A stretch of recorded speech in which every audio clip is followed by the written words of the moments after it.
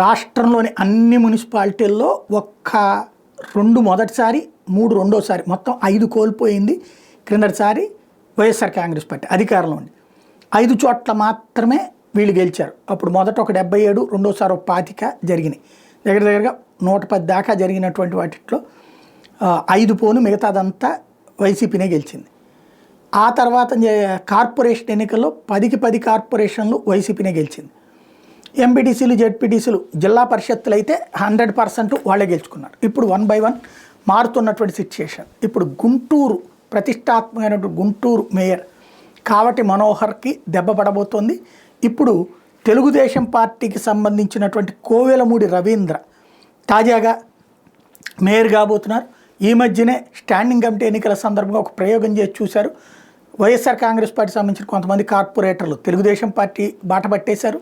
తద్వారా మొత్తం standing committee వైసీపీనే వేయించి తెలుగుదేశం లాక్కోగలిగింది.